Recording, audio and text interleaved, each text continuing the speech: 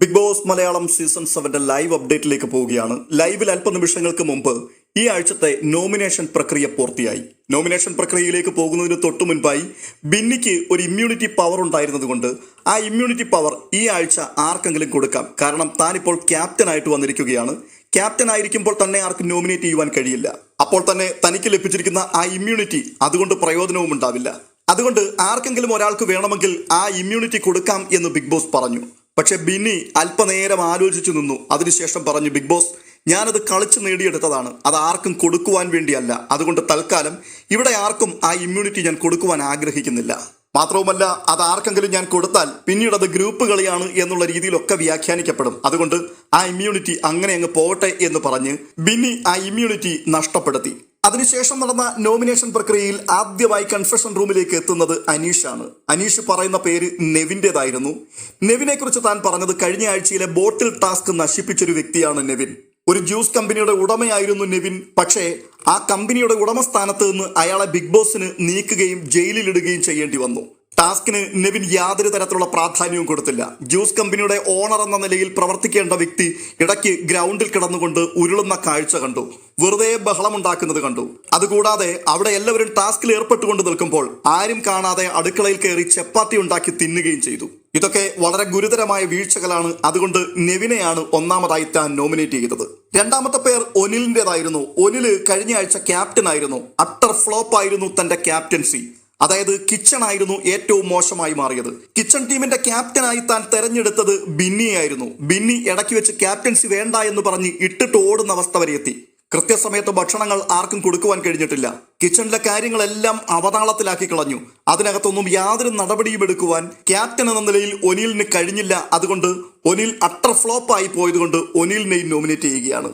അടുത്തത് അനുമോളാണ്. സാബുമാനെയും ലക്ഷ്മിയെയുമാണ് താൻ നോമിനേറ്റ് ചെയ്തത്.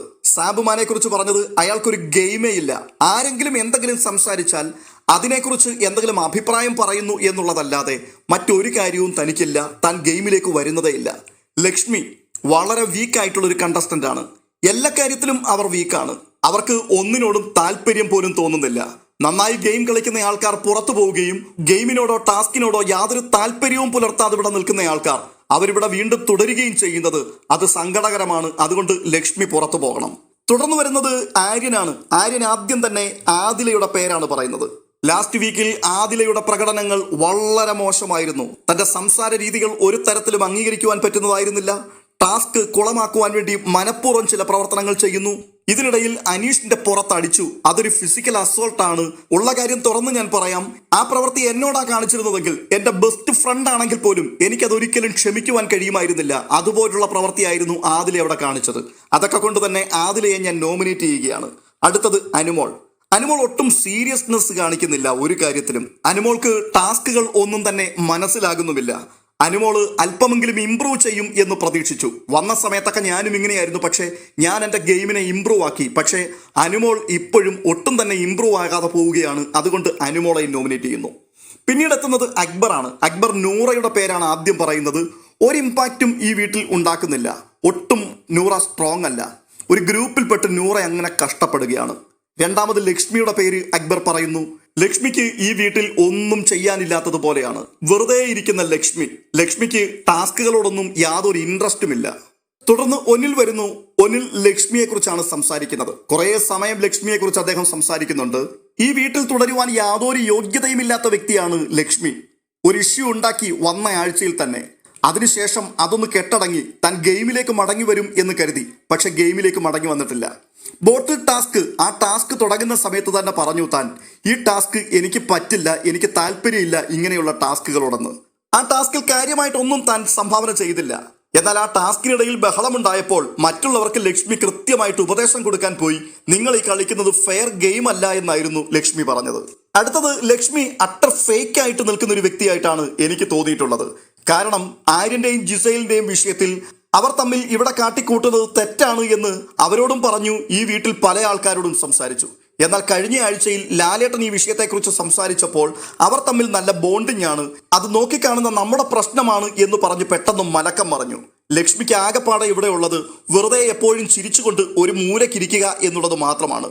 സോഷ്യൽ മീഡിയയിൽ നമ്മളൊക്കെ ഇടുന്ന പോസ്റ്റിന്റെ അടിയിൽ വന്നിട്ട് ആൾക്കാർ കമന്റ് ഇടാറുണ്ടല്ലോ. കമന്റ് ഇടുന്ന ആൾക്കാർ കമന്റ് ഇട്ടിട്ട് പോകും, പിന്നെ അവർക്ക് യാതൊരു ബന്ധവും അതുമായില്ല എന്ന് പറഞ്ഞതുപോലെയാണ്. ആരെങ്കിലും എന്തെങ്കിലും സംസാരിച്ചാൽ അതിന്റെ മൂലയ്ക്ക് വന്ന് എന്തെങ്കിലും ഒന്ന് അടിച്ചിട്ട് ലക്ഷ്മി ഒരു പോക്ക് പോകും, പിന്നെ അതുമായിട്ട് ലക്ഷ്മിക്ക് യാതൊരു ബന്ധവുമില്ല. ചുരുക്കത്തിൽ ലക്ഷ്മിക്ക് ലക്ഷ്മിയുടേതായിട്ടുള്ള ഒരു ഗെയിം ഇല്ല എന്നാണ് ഒനിൽ പറയുന്നത്. ഒനിലിന്റെ അടുത്ത നോമിനേഷൻ ജിസൈലിന്റെ പേരാണ്. താൻ പറയുന്നത്, ഒരു വിഷയം കിട്ടിയാൽ വളച്ചൊടിക്കുവാൻ ഇത്ര മിടുക്കിയായ ഒരു വ്യക്തി ജിസൈലിനെ പോലെ ഈ വീട്ടിൽ മറ്റാരുമില്ല. ജിസൈലും ആര്യനും തമ്മിൽ പ്രണയമാണോ ഫ്രണ്ട്ഷിപ്പാണോ, പക്ഷെ ഇപ്പോൾ അവരതൊരു ലവ് സ്ട്രാറ്റജി ആക്കി മാറ്റാൻ താല്പര്യപ്പെടുന്നുണ്ട്. കാരണം അവരെക്കുറിച്ച് എല്ലായ്പ്പോഴും എല്ലാവരും ചർച്ച ചെയ്തുകൊണ്ടിരിക്കണം എന്നാണ് അവർ ആഗ്രഹിക്കുന്നത്. അതുകൊണ്ട് തന്നെ ഇത് ഒരു സ്ട്രാറ്റജി ആക്കി മുൻപോട്ട് പോകുവാനുള്ള തീരുമാനത്തിലാണ് ജിസൈൽ. അവരുടെ തെറ്റായ നീക്കങ്ങൾക്കൊക്കെ അക്ബർ നല്ല സപ്പോർട്ടും കൊടുക്കുന്നുണ്ട്. ജിസൈലിന് തൻ്റെതായിട്ടുള്ള ഒരു ഗെയിം ഇവിടെയില്ല.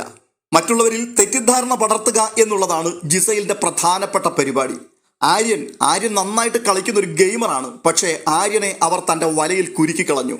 മാത്രവുമല്ല, കഴിഞ്ഞ ദിവസം അഭിലാഷ് ആ വീട്ടിൽ നിന്നും പോയതിനെ കുറിച്ച് ജിസൈൽ ചില അഭിപ്രായങ്ങൾ പറഞ്ഞിരുന്നു. അതായത് ആര്യനും ജിസൈലിനും എതിരെ സംസാരിച്ചത് കൊണ്ടാണ് അഭിലാഷിനെ ജനങ്ങൾ പുറത്തു കളഞ്ഞത്. ഞങ്ങൾക്കെതിരെ ആര് തിരിഞ്ഞാലും അവർ ഓർത്തോണം, അവർക്കും ഈ ഗതി തന്നെയായിരിക്കും വരുവാൻ പോകുന്നത് എന്ന്.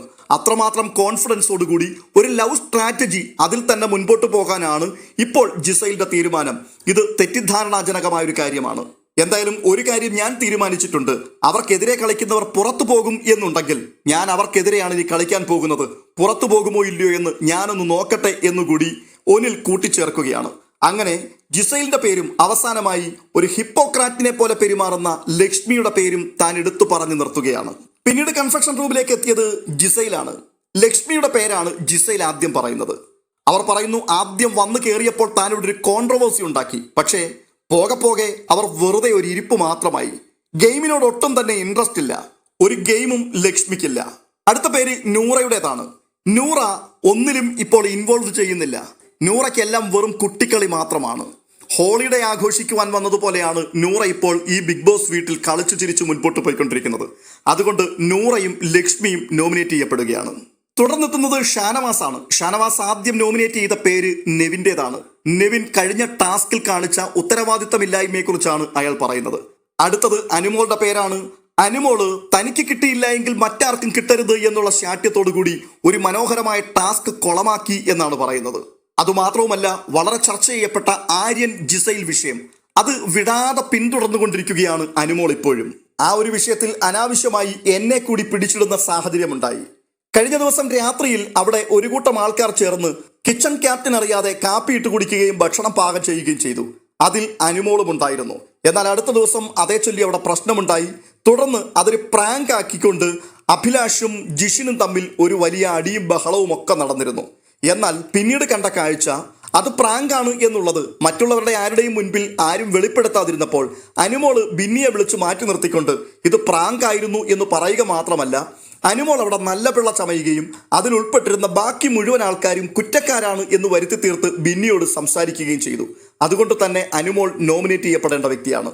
അടുത്ത ഊഴം നെവിൻ്റെതായിരുന്നു. നെവിൻ വന്നിട്ട് സാബുമാന്റെ പേരാണ് നോമിനേറ്റ് ചെയ്യുന്നത്. സാബുമാനെ കുറിച്ച് താൻ പറയുന്നത്, അഴിച്ചുവിട്ടൊരു പട്ടം പോലെയാണ് സാബുമാൻ ഇപ്പോൾ. പല സമയത്തും നൂല് പലരുടെയും കയ്യിലാണ്.